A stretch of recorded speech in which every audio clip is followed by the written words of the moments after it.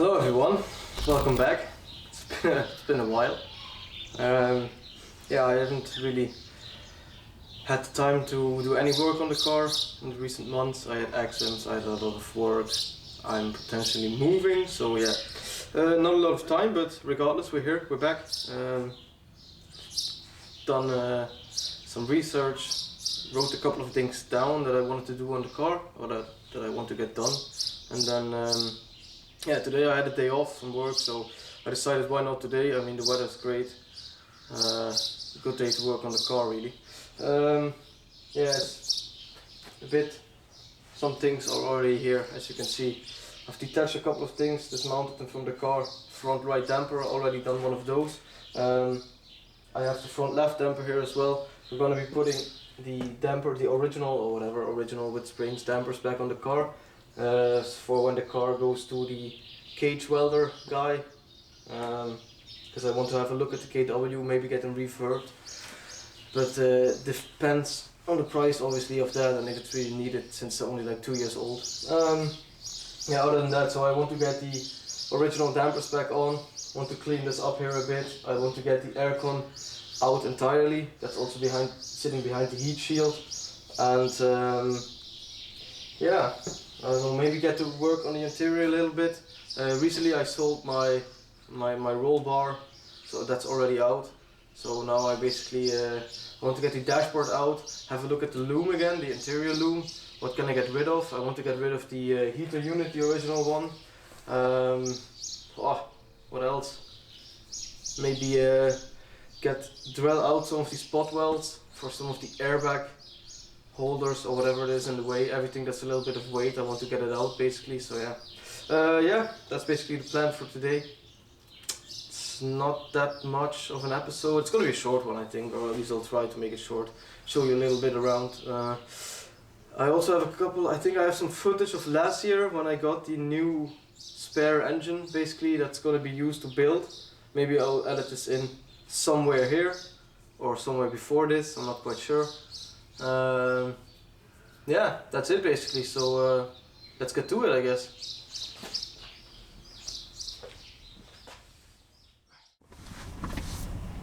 Hello everyone, I hope this is focusing on me now. This is like my third try or something.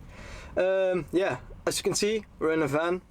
I am off to get my new engine, of which we're gonna use the block and the head, obviously, because as you saw in the last episode, that was pretty fucked, so I can't use that. Yeah, so basically we're off now. I'm in a bit of a hurry, want to get there in time, want to get the engine out before it's late. I'm really excited for this, it's a good deal.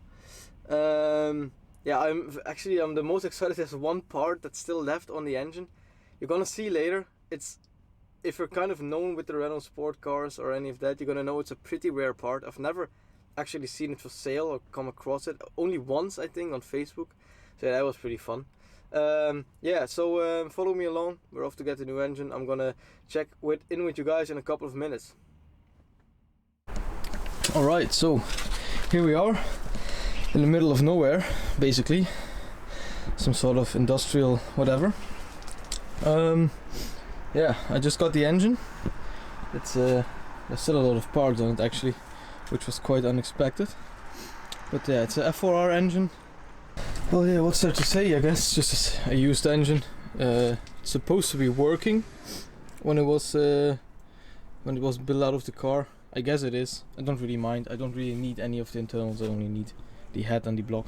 And for the Renault heads under us, it has this, which is actually a pretty rare part. It's like an air intake. It goes straight on top of the heat shield of the turbo, which I'm definitely gonna use on my engine as well, because this will fit 1-to-1. But I've rarely seen this on an RS. It's more common in other cars, other models. But yeah, excited for that. So we're off to drive home now, get the engine out, and then we start work, I guess.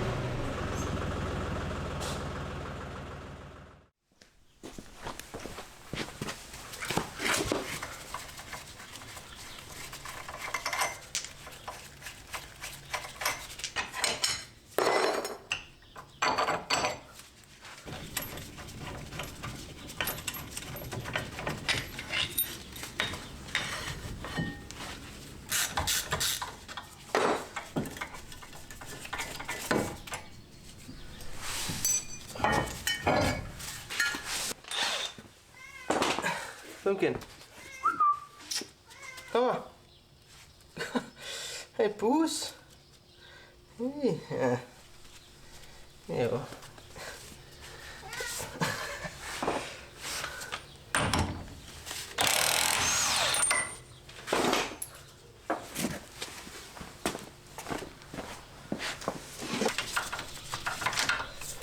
The ABS sensor out of the way so I don't. Oh, the ABS sensor out of the way so I don't break it by accident. Put it here. I'll put it back later. Oh damn, this. Well, it's not too bad, I guess. The other wheel bearing on the other side was definitely worse than this, but it's fine. So basically, I'm gonna get the whatever it is called, ball joint, hub ball joint out.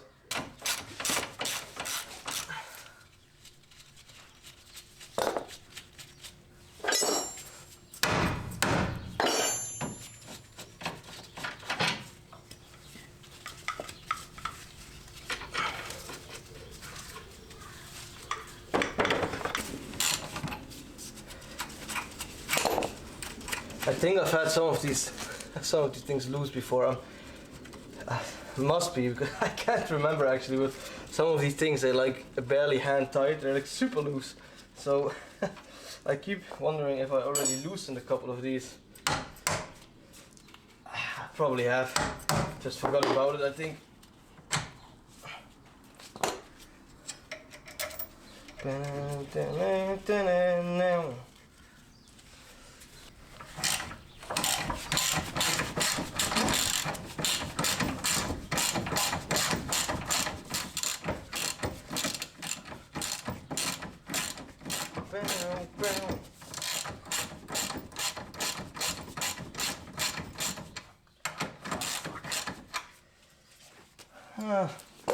Of course. Let me just get some proper tools for this.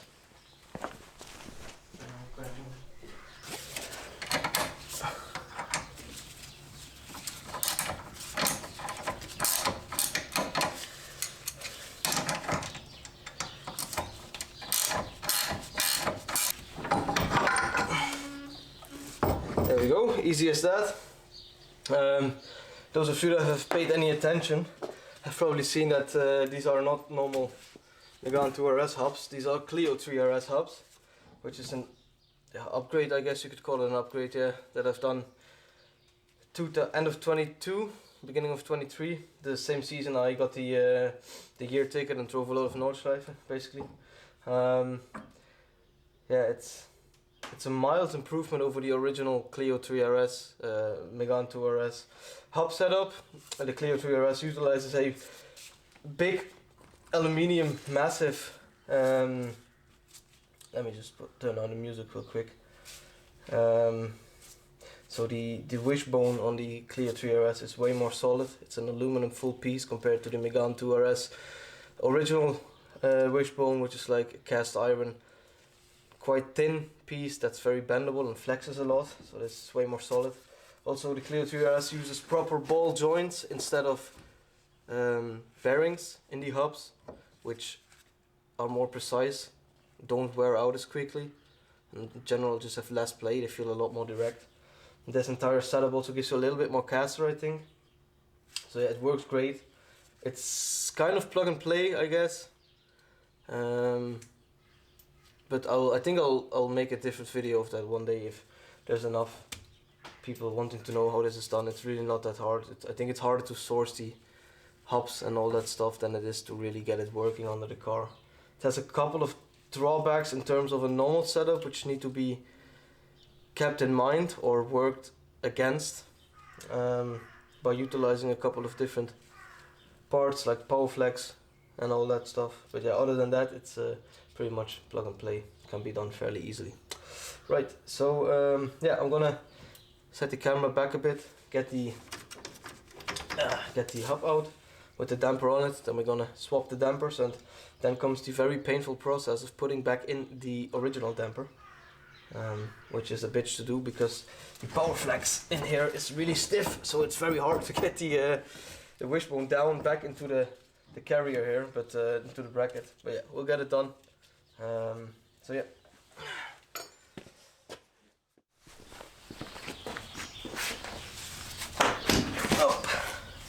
There it is.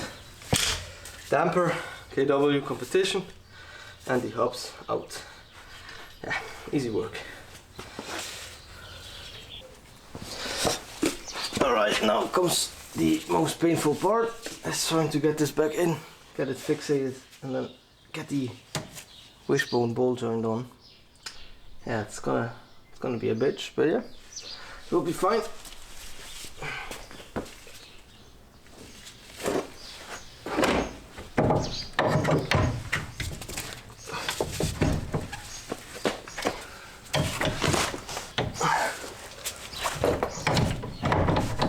Yeah, there we go. That's all I needed. Whew.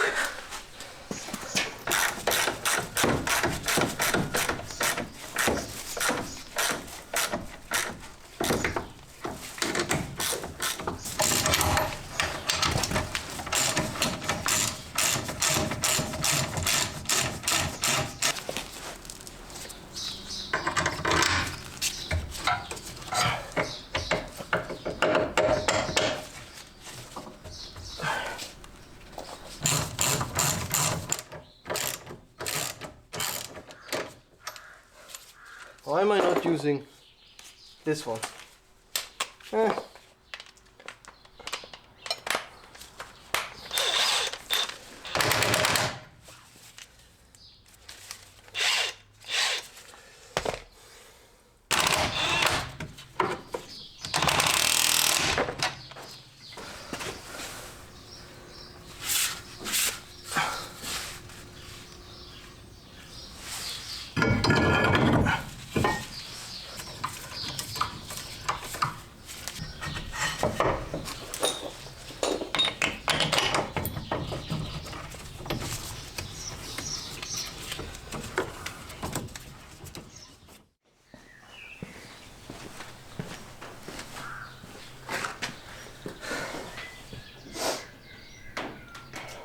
Well, yeah, the rear axle is out, so is the fuel tank, and the front's done too. I've cleaned up everything, sorted everything, put everything back. Some parts I just put back because I don't have any storage space left really. The KW is out, it's in a box over there. Yeah, other than that I'm knackered, like completely. Doing this on jack stands alone is it's an absolute hassle. I don't know, I wouldn't recommend doing it. 100% I will put the rear axle back in. A friend of mine is going to send me over a set of rear dampers because I only have a set of springs left, but I need dampers, otherwise the axle will just keep falling out. Yeah, when the car is on the and the axle is back underneath the rear beam, rear axle, whatever you want to call it, I will start to work on the interior, and then the car can be put on wheels onto my trailer, and then hopefully to the guy that does the welded cage, or the company that does the welded cage. Yeah, isn't really much to say. It's not going to be a long episode, I think. Show you around a bit, the fuel tank and everything. It was just such a pain to get everything off. I'm crawling underneath the car, then I'm back in front of the car. I have to get tools and I have to get back under the car. I will 100% when the axle is under and I can put everything back, I'm just gonna go to a place that has a lift, so I can put the car on the lift, and that's like 500 times easier than doing this on the floor. But yeah, I did it, it's fine, it worked. Yeah, next episode, I don't know, interior. Next episode I'm gonna work on the interior, most likely. You know, we have to get the dashboard out, gonna drill everything out, I have to put a loom in front. I have to somehow get the windows out. I'm not sure if I want to do that myself yet, or if maybe someone that's, you know, someone that has experience doing that, maybe it's better in terms of not breaking or damaging anything. And when the windows are out, the car is basically ready for the welded cage. So yeah, I'm looking forward to that. It's slow progress, but yeah, progress is a slow process, right? That's what they say. Yeah, alright, so thanks for watching again. If you have any questions, if you have anything to say, just leave it in the comments. Hope to see you in the next episode, where we are starting to where we will work on the interior most likely. I'm not sure how I can film that yet because it's obviously a very tight space, but yeah, we'll see. Anyways, thank you guys for watching. I hope to see you next time. Goodbye.